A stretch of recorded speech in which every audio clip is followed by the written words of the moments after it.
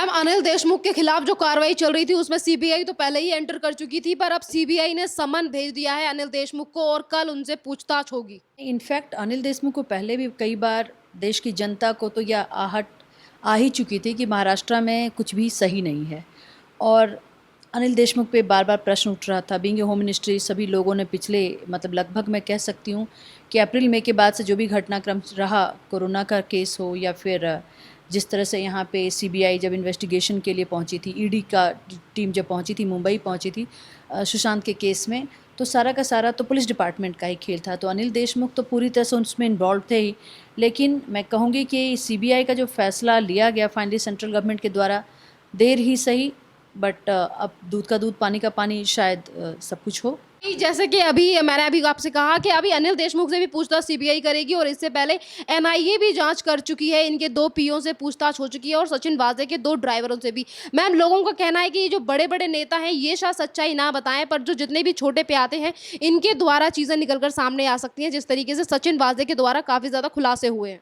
नहीं, ये तो बहुत सही बात आपने कहा कि छोटे लोग ही बताते हैं, क्योंकि बड़ी मछलियाँ तो छोटी मछलियों को हमेशा चबा जाती हैं, लेकिन छोटी मछलियाँ अगर गिरफ्त में आ जाए तो उनका तो बहुत तरीके से विश्लेषण हो सकता है, उनसे बहुत सारी चीज़ों को, तथ्यों को निकाला जा सकता है।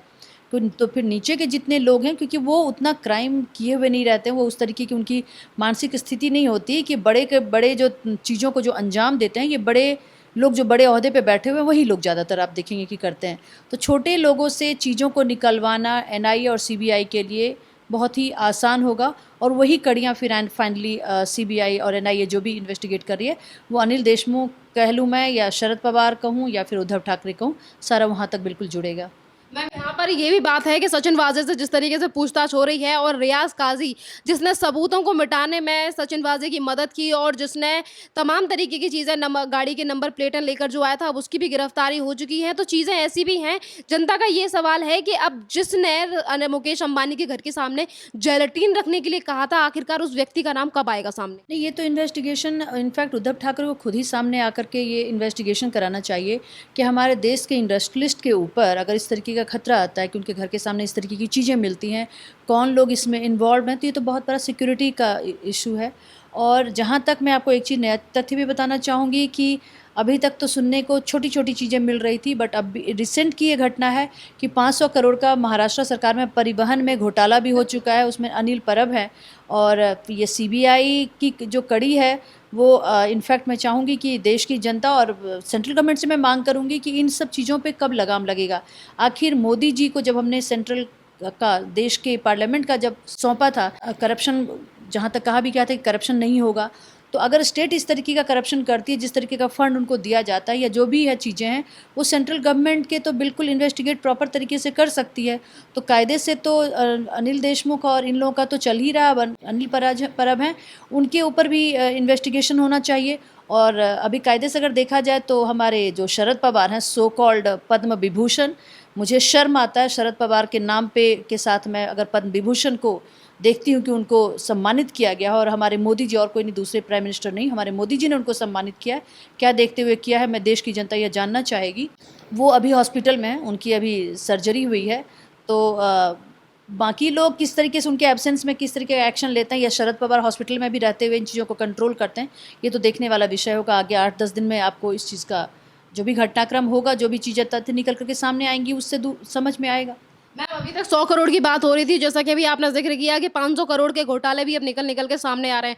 अनिल परब महाराष्ट्र के ट्रांसपोर्ट मिनिस्टर हैं और इनको लेकर सचिन वाजे की जो चिट्ठी एनआईए को गई थी उसमें भी इनका नाम था कि इनके लिए भी वसूली किया करता था सचिन वाजे। इन सारी चीज़ों को लेकर शिवसेना के नेता यानी कि संजय राउत ने कहा था कि अनिल परब ऐसी कुछ भी चीज़ें नहीं कर सकते, हमारे खिलाफ एक गंदी राजनीति की जा रही है। तो अभी कहाँ है? अभी इतने दिनों से जो जो चीज़ें निकल कर के सामने आ रही हैं, सीबीआई आ गई, एनआईए आ गया, तो अब क्यों नहीं संजय रावत के मुंह से कुछ बातें क्यों नहीं निकलती हैं?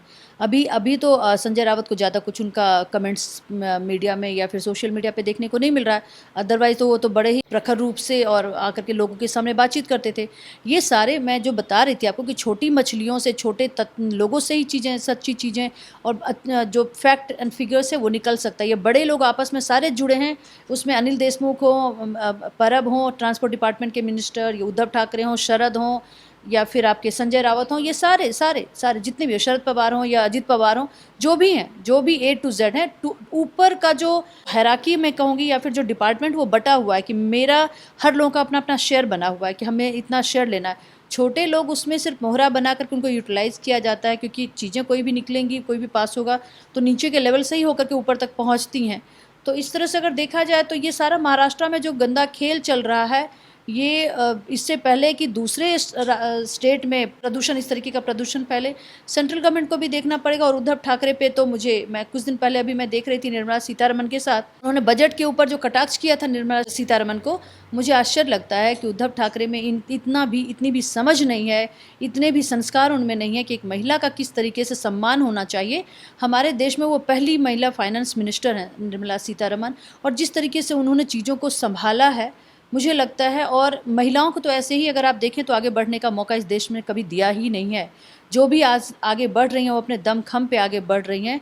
और अदरवाइज अगर आपके फोर फादर या कोई जो इन लॉज के फैमिली में अगर कोई बहुत बड़े ओहदे पे है तो बेटी और बहू के तौर पे आप आगे बढ़ सकती हैं अपने जज्बे के साथ और अपनी हिम्मत और अपनी समझ के साथ। कुछ ही महिलाएं हैं जो झंडा गाड़ रही हैं, निर्मला सीतारमन उनमें से एक हैं। और मुझे लगता है कि ज़मीनी स्तर की नेता हैं, और उसको जिस तरह से उद्धव ठाकरे कटाक्ष कर रहे थे कि फाइनेंस मिनिस्टर को, तो मुझे कोई पूछता है कि बजट का किस तरीके का रहा, तो मैं एक दिन पहले ही जवाब देता हूँ कि गरीबों को और गरीब किया गया और अमीरों को और अमीर किया गया।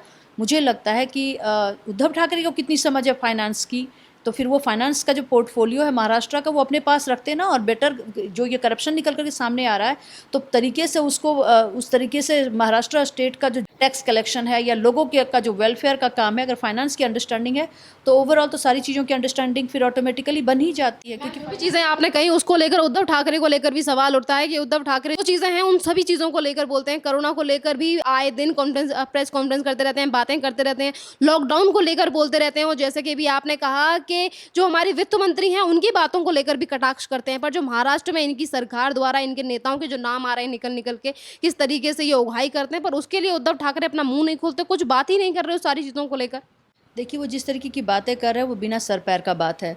वो अभी रिसेंट में मैं देख रही हूँ कि कह रहे हैं कि कोरोना महाराष्ट्र में ही क्यों फैल रहा है। अब इसका कौन जवाब दे कि कोरोना महाराष्ट्र में ही क्यों फैल रहा है। आप ये लॉ एंड ऑर्डर और जो वहाँ पे जो हेल्थ इशू है वो आपका डिपार्टमेंट है, वो यूटी नहीं है। आपको वो पता होना चाहिए कि कोरोना महाराष्ट्र में क्यों फैल रहा है दूसरे स्टेट में in comparison to rest of the state. Maharashtra का जो हालत है वो ज़्यादा बुरी है। तो ये हमसे पूछने की बजाय, देखिए वो जो कहते हैं ना पर्दे के पीछे उनका कुछ और घटनाक्रम चल रहा है, कुछ और लोगों को गुमराह कर रहे हैं। सिर्फ वो कि लोग के जनता के बीच में जो करप्शन, जो 500 करोड़ का करप्शन आया, अनिल देशमुख की जो बातें आ रही है वो जनता उसके ऊपर जिक्र ना करे। और इस तरीके का कोरोना का जो है कि हमारे महाराष्ट्र के स्टेट में तो क्या उनको क्या लगता है कि लोग वहाँ पे जाकर कोरोना फैला रहे हैं। अगर कोरोना फैला रहे हैं तो उसमें एक्शन लेना। आज भी मैं देखती हूँ कि अगर आप किसी भी आप स्टेट में अगर आप ट्रैवल कर रही हैं तो मुंबई में अगर आप जाइए तो कोरोना का तो प्रॉपर टेस्ट है कि आप एंट्री करती हैं उसके बाद से भी और बाहर निकल रहे हैं तब भी। तो ये तो एंट्री और एग्जिट पॉइंट को भी आपने तरीके से कंट्रोल नहीं कर पाए और वहाँ आपके स्टाफ नहीं कंट्रोल कर पा रहे हैं, जबकि आपने वहाँ से वसूली भी शुरू कर दिया है। 800 रुपये का वसूली में आप 4-4 हज़ार रुपये का कलेक्शन कर रहे हैं। तो ये हमसे क्यों पूछना चाहते हैं आप, हमसे क्यों जानना चाहते हैं? तो फिर आपको हमने किस लिए चुना है? जो अगर व्यवस्था अगर देखा जाए कि स्टेट में चीफ मिनिस्टर का क्या जॉब होता है, ये जॉब प्रोफाइल अगर मुझे आपको बताना पड़े तो मैं कहूँगी आप हटें और मैं उस पर बैठ करके मैं तरीके से, मुझे पता है कि मैं किस तरीके से वहाँ के लॉ एंड ऑर्डर को या फिर कोरोना का हेल्थ का इशू हो गया, एजुकेशन का इशू हो गया, उन चीज़ों को कंट्रोल किया जाए। कुछ भी है ही नहीं। अगर देखा जाए तो सबसे ज़्यादा टैक्स कलेक्शन महाराष्ट्र में होता है, लेकिन महाराष्ट्र की हालत अगर आप देखें कि वहाँ के किसान का किस तरीके से मुद्दा रहा है, आए दिन लॉ एंड ऑर्डर का सिचुएशन। एक छोटी सी जगह महाराष्ट्र में, एक मुंबई जो मेट्रोपॉलिटन सिटी है, आप उसको तक नहीं संभाल पा रहे हैं। तो आप फिर से अगर पहले क्वेश्चन पे आऊँ, अनिल देशमुख की चीज़ों पर आऊँ कि अनिल देशमुख से फिर से सीबीआई जांच करेगी, सीबीआई उनसे पूछताछ करेगी कल और समन भेजा जा चुका है उन्हें। कितनी और मुश्किलें बढ़ने वाली हैं अनिल देशमुख की, क्योंकि अनिल देशमुख तो सीबीआई इंक्वायरी से भी भाग रहे थे, इसीलिए सुप्रीम कोर्ट भी गए थे और सुप्रीम कोर्ट ने साफ कह दिया था कि जो एलिगेशन लगाए गए हैं ये तुम्हारे राइट हैंड नहीं लगाए हैं, तो इसमें आपका पक्ष सुनने की कोई ज़रूरत नहीं है और ये गंभीर मुद्दा है। तो अब तो सीबीआई से जितना भागने की कोशिश कर रहे थे, अब सीबीआई करीब आ चुकी है और सीबीआई इनसे पूछताछ भी करेगी। नहीं, देखिए सीबीआई तो पूछताछ के लिए तो टीम बन ही चुकी है और वहाँ पे इन्वेस्टिगेशन शुरू है और चल भी रहा है। सुप्रीम कोर्ट में भी मैटर पहुँचा है। अब ये तो दोनों ही जो हैं ये इस तरीके की संस्था हैं जो सर्वमान्य है लोगों को। अब यहाँ से क्या चीज़ें निकल कर के सामने आती हैं ये देखने वाली बात होगी।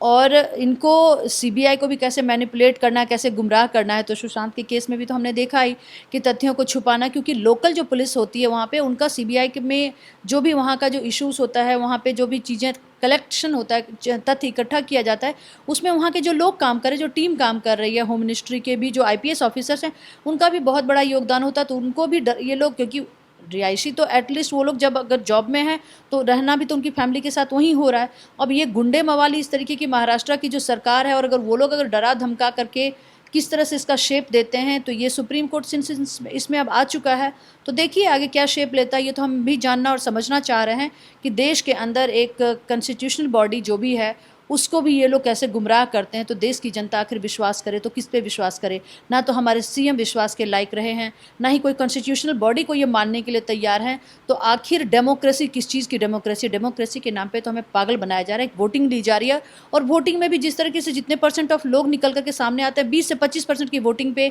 आप अगर ओवरऑल कैलकुलेट करेंगे तो आप जीत जाते हैं।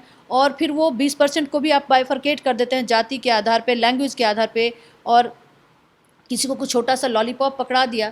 तो मुझे तो ये चीज़ें देख करके मतलब बहुत ही ज़्यादा कि हमारे बुद्ध और जिस तरीके के लोग हमारे देश में रहे, चाणक्य के देश में, गांधी के देश में, खास करके मैं सरदार वल्लभ भाई पटेल को हमेशा याद करती हूँ कि वो भी एक नेता थे जो उस क्षेत्र से ही आते थे। गुजरात और महाराष्ट्र उस समय पे एक समय पे साथ ही था, दोनों बाद में वो टूट करके बना है, कि उन्होंने कैसे 514 विरासतें थी उनको किस तरह से जोड़ा था। और ये लोग जो हैं उसको 70 साल के बाद से इसको खंड खंड में तोड़ने के लिए तैयार है। किसी कॉन्स्टिट्यूशनल बॉडी की कोई मान्यता नहीं रह गई है, किसी का कोई सुनने को तैयार नहीं है। तो इस देश में डेमोक्रेसी है या डिक्टेटरशिप है, ये देश की जनता को सोचना होगा। और उस तरीके से मुझे लगता है कि वो समय दूर नहीं है कि कहीं म्यांमार और पाकिस्तान वाला हाल हमारे देश में ना हो जाए। धन्यवाद मैम।